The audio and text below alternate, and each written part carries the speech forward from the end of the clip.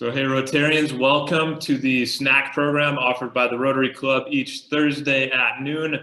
This is different than our regular Tuesday programs. There's a little less to it. It's a little less formal than the programs. There's no pledge, invocation, or club business.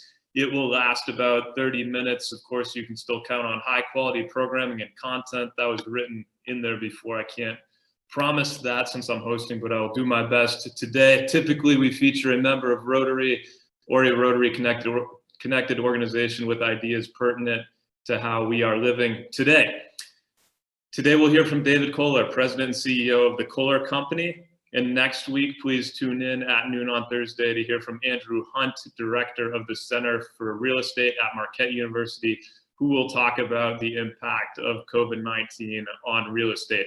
And as far as this program goes, so we'll be going live for about a half hour. I'm going to interview David for 20 minutes or so, and then we'll answer questions from you guys. And if you guys do have questions, just drop them in the chat box at any time. We'll be monitoring that, and then I'll be going through those at the end and make sure those get answered. And in addition to this, this will go air live or air on my Go Getters podcast next week. So the audio recording will be on there as well. And I'm sure Mary will email everyone out and let you guys know when that goes live. For those of you who are not familiar with today's guest, David Kohler, he is the president and CEO of the Kohler Company and is a fourth generation leader of the company that was founded back in 1873. In addition to being the CEO, David serves on the board of directors for the Kohler Company, Interface Inc., Inter Ceramic, and the Green Bay Packers, and was also the general chairman for the 2015 PGA Championship at Whistling Straits, which was the sixth major championship hosted by the Kohler Company. And he will serve, or is serving now, I'm not exactly sure, as the general chair of the 2020, now 2021 Ryder Cup, also at Whistling Straits. David, thanks for joining us today. Thanks so much, Richie. It's an honor to be here. I appreciate the invitation. Yeah, absolutely. Good seeing you. So let's backtrack a little bit. Let's talk about COVID. What was your initial reaction when COVID hit? And can you give some insights on how you guys have been adapting and responding over these last, I guess it's 7-8 months? Yeah. You know, it's an interesting story because we have a global footprint in our business. So we were able to see this impact our business first in China, and then we watched it actually move to South Korea where we have business, and we saw it move to Europe and then eventually here to the United States. So we were able to see it unfold. And there's this whole concept and book written called The Gray Rhino, when you actually see something coming at you and you don't fully react. And I think that was kind of the US example. We didn't really believe that it was going to come here with the vengeance that it did. And thus you saw the stock market go down in the US. And so even though we saw it impacted our business, we were a little surprised with the market impact here in the United States, right or wrong. But what that did was help us really inform us of the best practices for fighting the pandemic that the countries used in China and South Korea and Europe, and also in our plants and facilities around the world. So in that learning, we understood that we had to put our associates first, we had to put our customers first, and we really had to make sure we followed very aggressive safety protocol in our facilities to protect and keep them open as long as we could as an essential industry. So we focused on all the safety protocols that everybody talks about in terms of masking, isolation, social distancing, tracing, testing, all of these, as well as scanning for temperature in our facilities. So we were able to see the best practices around the world and then apply them in our business. Yeah, and you guys are really a global leader in 3 different sectors: kitchen and bath, power, hospitality, and of course the golf end of the business. Can you touch on how it's affected those different sectors, and has it changed your long-term outlook on any of them? Just obviously, you mentioned you were surprised, even though you saw it happening in other countries you were involved in. But I'm sure you couldn't even imagine that it would last this long. Yeah. And who knows? A year or two down the road, we could still be dealing with this. Well, I think, one of the things we've learned, all of us have learned in this, is the how strong Mother Nature is and the powerful force of Mother Nature. And you can't overcome a pandemic or Mother Nature, and you really have to work with it. And we've learned that. If you look at our business, we've been very lucky, I would say, in most of our businesses. Other businesses have not been as fortunate. Our hospitality business, the American Club across the street, and our global hospitality business in St. Andrews as well, obviously was hardest hit because of all the restrictions. We had to shut down and furlough associates in those businesses, and that was severely impacted. But in our plumbing business and our power systems business, conversely, while we thought the world was kind of going to end in April as we saw the market come down and there was a lot of fear, in really May, June, July, August, September, October, and even now, we saw steadier and steadier growth as consumers around this country, and I would say really around the world, we're seeing the same thing in China as well. They really wanted to remodel and improve their home. So this whole storyline that you hear about consumers' interest in reinvesting in their space because of the amount of time they've been spending working from home, it's all true. The numbers and the demand strength really in all channels for remodeling, new construction is exceptionally strong. And we're seeing levels of demand, frankly, that we've never seen before for consecutive months. So it's really stretching and challenging our supply chain. On the power system side, we've also seen it in our backup generator business or standby generator business for homes, small businesses, and industry. That business is also booming because people are understanding they want more resilience and security in the power supply to their homes and businesses. So we've seen strength there. And everything you hear about China in terms of a V-shaped economic recovery, it's true. Our business in China was basically locked down in the first quarter, but second and third quarter have come back very strong. And that economy is the strongest performing economy in the world right now, in juxtaposition, frankly, to other economies that have not controlled the pandemic as well as they have. Yeah, going off the economy, obviously here in the U.S., which I don't think we've controlled the pandemic as good as other countries yet. The stock market has kind of seen a V-shaped curve to an extent, and stock market's near an all-time high. Yet we are in the midst of this pandemic. Do you have any take on that or thoughts on that? Yeah, I think it's very important to distinguish between the stock market and the general economy. The stock market has absolutely had a V-shaped recovery, and it's benefiting that segment of society that's able to invest in the stock market. But if you look at all of the segments of our society, actually the percentage that actually own equity in the stock market is a very thin percentage that own the lion's share of the equity in the stock market. So I think this term that's been used for the general economy in terms of a K-shaped recovery is true. The more affluent segments of society have actually done pretty well in those industries that have not been significantly impacted by the pandemic. But those industries like restaurants, bars, hospitality industry, airlines, travel, they've been impacted very strongly. And there are segments of lower income households that have been hurt significantly by the decline or the pandemic and the shutdown of these industries. And those people are much worse off. And I think that's really, what we have going on in society right now in the US, which is creating challenge, is there was income inequality before the pandemic, and that really has been exacerbated even more with the strength of the stock market and the loss of some of these industries in society.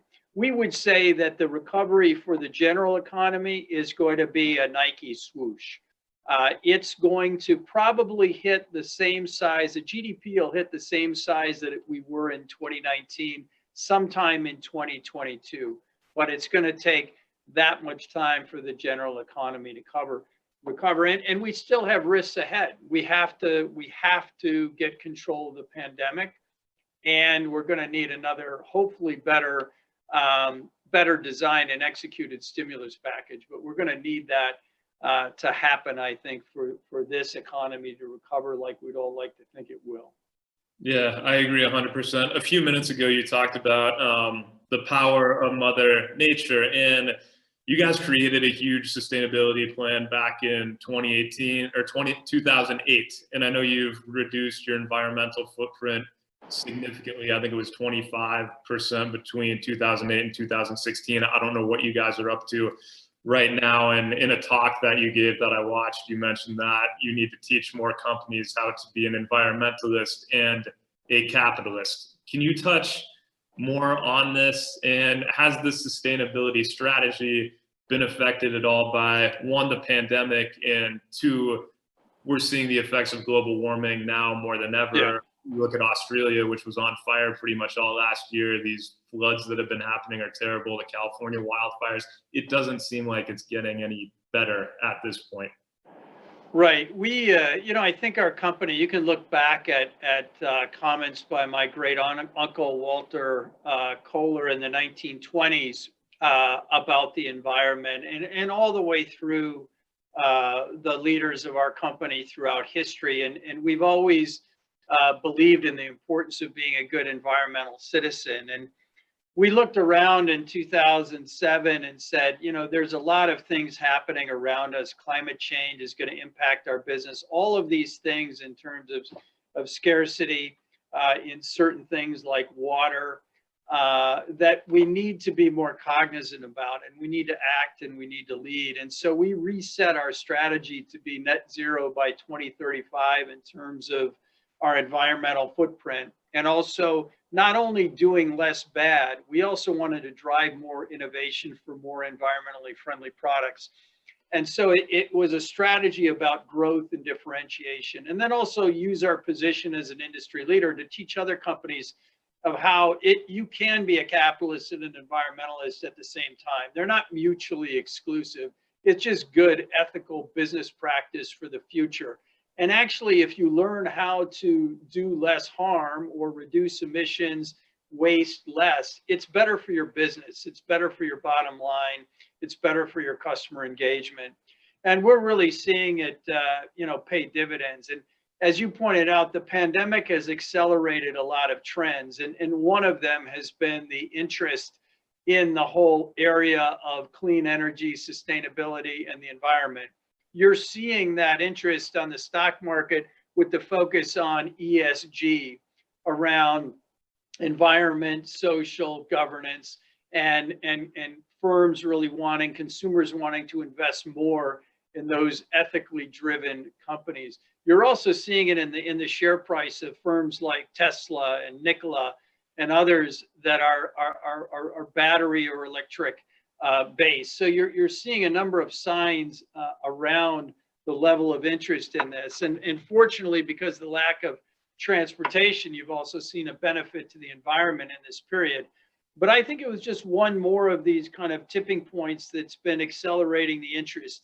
If you look at younger generations too, millennials, they really want to align and work with companies that stand for more than just making money, that also want to do business with proper ethical business practices. So us, it's a way of doing business. And it's also benefited us from a growth standpoint. If you look at our water conserving plumbing products over the last 10 years, actually since 2007, those water conserving plumbing products just here in the US have saved over 230 billion gallons of water. So not only do consumers save money, they also impact the environment through choices of Energy Star appliances or water conserving products like that. So we really think it's part of a holistic, smart strategy for all business. And it's not about compromising profits or success. It's just doing business in a smarter way. Yeah. So you guys have been in business since 1873. You're a fourth generation leader. Most family businesses do not make it past the third generation, or that's the guy who messes things up. You don't want to be that guy, Richie. You don't want to be that guy. Well, you can't mess it up if you don't try. So I've stayed out of that so far. You guys are at $7 billion in revenue. You have 35,000 associates, team members across the globe. What has made you guys so successful, and is to credit for the longevity of your organization? Yeah, I think the credit all goes to our associates, our employees who built this company over the last almost 147 years. But I would sum it up into two things, and one is discipline, and the other is entrepreneurial spirit. First of all, discipline, discipline leaders, discipline thinking, discipline action. We have a set of guiding principles that have really framed our success and kept us true to those principles over time. And the first one is to live on the leading edge of design and technology. The second is to produce to one single level of quality. Third is maintaining a strong organization of people and culture. Fourth is consistent, quick delivery. And then fifth is reinvestment of 90% of our earnings back into the business. So, we're a company privately held that has always maintained a very disciplined dividend payout ratio. We want to make sure that the majority of the money is reinvested in this company to grow and strengthen over time. So as a company, we're also in cyclical industries, and you can't carry a lot of debt. So in our business today, we have no debt. We have a fair amount of cash on the balance sheet. And through that period of time, we've been through 18 recessions, 2 depressions, the recent financial crisis, this pandemic recession. We've been able to survive through that disciplined focus on our principles and our business. But we've also had to change and be entrepreneurial. Just like when John Michael Kohler started this business in 1873, in the first decade after he started the business, it was a cast iron foundry making farm implements. And there was a financial panic here in the United States. He had to be creative. So he took a horse trough, hog scalder, enameled it, furnished it with 4 feet, created our first bathtub. He had to find new products to grow and succeed in that environment. And the same is true today. In the last, almost 150 years, we've had to change a lot. And if you don't change and adapt to the marketplace and grow into new product categories and new geographic markets and diversify your business, you're not going to succeed over time. So that's really the combination, has been that discipline in our culture and our teams, and then the entrepreneurial spirit. Yeah, I would love to ask you, as a leader, what motivates you, I guess, running the company and to continue innovating? You look at a lot of companies that get to a point where they're a certain size and they just move slower and they stop innovating as much, and it doesn't seem like that has happened at all to you. Yeah, you have to, only the paranoid survive, right? So, for me to serve in this capacity is a great honor. It's a privilege, and it's a great responsibility. And we want our whole culture to be that of owners, and to have that desire to wake up every day with fresh eyes, to see the world and see the opportunity, and know that if we don't continue to innovate, we're of no value to our customers. Our customers are looking to us to innovate, to have leading design technology, a single level of quality, and they're looking at us to enhance their lives. And if we don't do that in the best way possible every day, we're not going to be around. So I think it's that focus and tenacity to live up to our mission and live up to our guiding principles and our customers' requirements that drives us every day. I have a follow-up question. Were you the guy who told my dad the quote, "Only the paranoid survive"? Because I think I've heard that about. I don't know. I'm sure we've shared that. Well, if you did, thank you so much. I really pounded into me. Yeah. Did you always want to go into the family business growing up? Did you think you were going to do that and run the company? Yeah, it's a good question. I always knew that I would, be involved somehow with the company, whether it was just perhaps serving on the board of directors or being involved in a governance capacity. And after college, I worked for the company in the summers growing up. And then after college, I came back and worked in the company for 2 years. And I went to business school. Then I worked for another company actually for a couple of years and came back to the company after that. And I think, getting back into the company and just getting immersed in it, and that's where you really become passionate about it.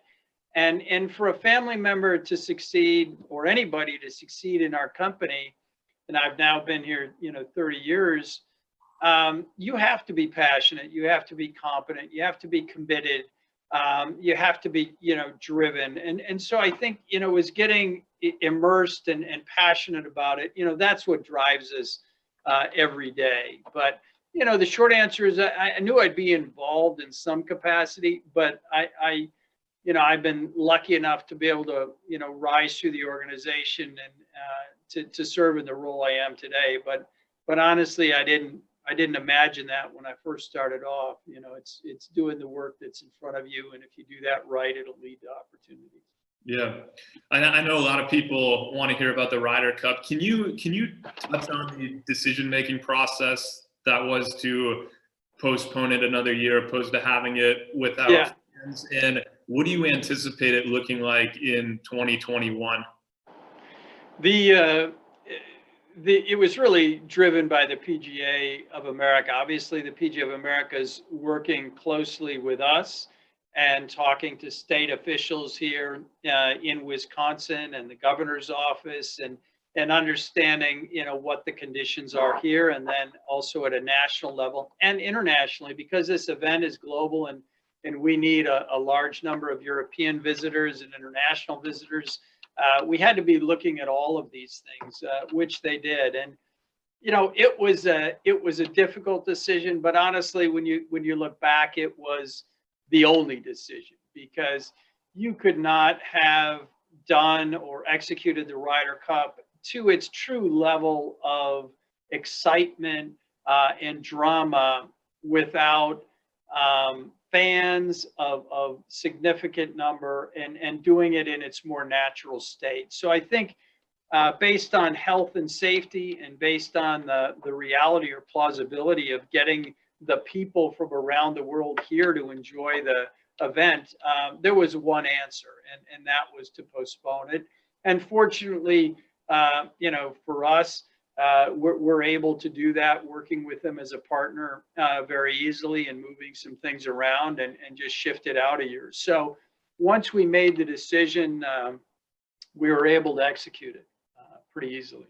Do you have any concerns that a year from now we still won't be able to get those global visitors in here? We'll still be facing those issues. I guess you can't do anything about that right now, but is that the thought? No, it's a good question. I think it's we're always concerned about that. Obviously, it goes back to controlling the pandemic, and frankly, Wisconsin's not leading by example right now. We were looking at some county statistics of Wisconsin counties like Brown County yesterday, and it's not only the worst in the state and the country, but also the world. It's one of the worst. So we have to do a better job here in Wisconsin and the country of doing our part as citizens and companies to get control of this thing. So first and foremost, I say we need to see that. And then that progress as a country, and hopefully we could execute events next year to bring back more normalcy. But we continue to have strong interest in the event. We lost a few of our corporate patrons, but actually have had more corporate patrons actually come in that were new, and also some expand their presence, their chalet presence. So there's been very little fall off so far in level of interest for the event. So that's extremely positive. Yeah, great. I have a few lightning round questions, and then I know we have questions in the chat, so I'm going to get to those. If you could describe your golf game in one word, what would it be? I'm going to give you 2 words: humble and determined. Love it. Favorite Kohler-owned property?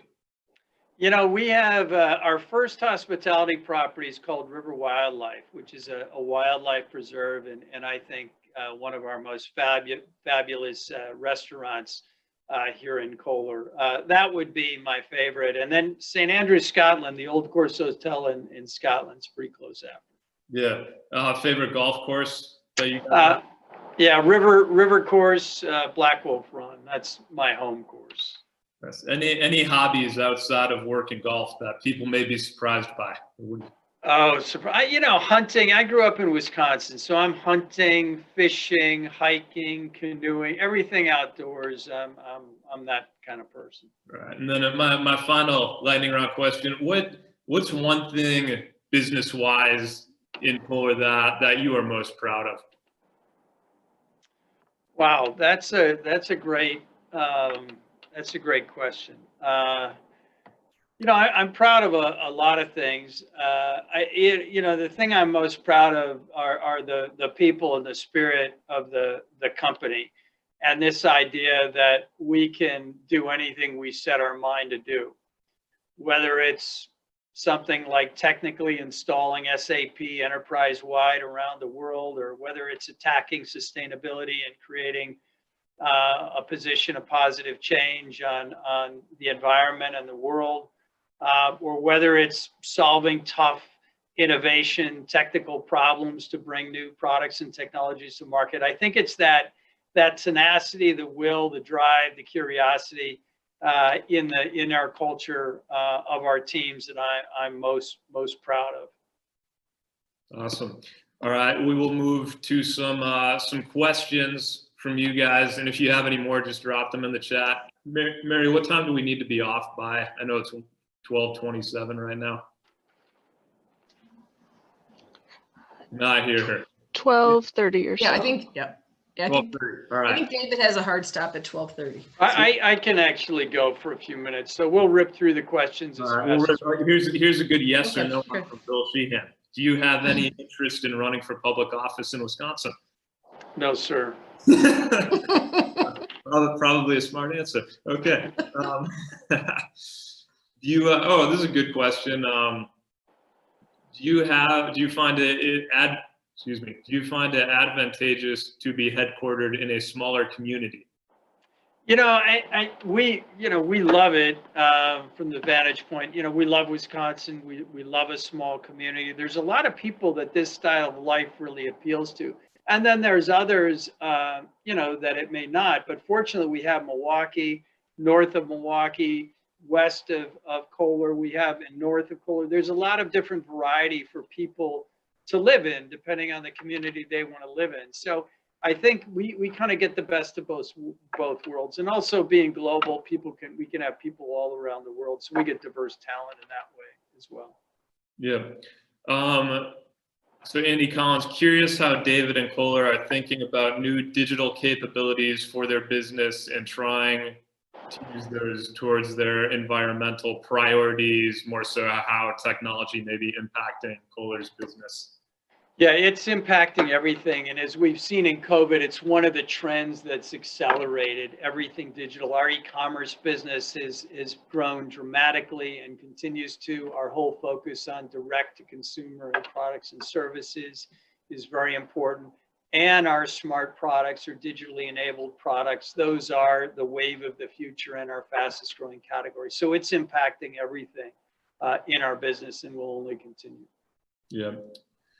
Jeff had a question. I don't know if you have a good answer or not. This kind of goes along with the running for public office, but he asks, do you have any wisdom on how to get the national political dialogue in the U.S. back on a more rational, we're all on the same team type of track? It's got to be depoliticized. You know, it's got to be depoliticized. This is not a political issue. This is about leadership and unifying the country. And all of us being patriots. That's what we've kind of lost in the dialogue is, what does it mean to be a citizen? What does it mean to be a patriot? Let's put the U.S. first ahead of our own individual desires and put each other first. And we need leaders who are going to, you know, do that. Sounds like a great answer to me. If anyone else has any questions, drop them in. But the last one we have on here right now from Bill, assuming that the Ryder Cup event happens in 2021, what will the Ryder Cup cycle look like in the future? They're actually gonna, you know, it's a good question. I think it will go back to every other year. You know, it will continue on the new reset cadence, which was actually kind of back to the original cadence when it started. But yes, it should go back to the original cadence, and then all of the future venues would stay in the current calendar. And for those that are interested in any corporate participation, RyderCup.com has that information as well. Great. I think, oh, Jeff is just thanking us. All right, Thanks, David. Jeff. Thank you. Thank you so much for coming on. It was great seeing you. Thank you everyone for joining us today. And again, this will air on a podcast next week that Mary will send out in case anyone wants to listen to it via audio or share this. Well, thank you all, and thank you, Richie and Mary, for making it happen. Really appreciate it. Yeah, it was good seeing you. Thank you, David and Richie. It was a great way to spend the lunch hour. So thank you very much. Take care.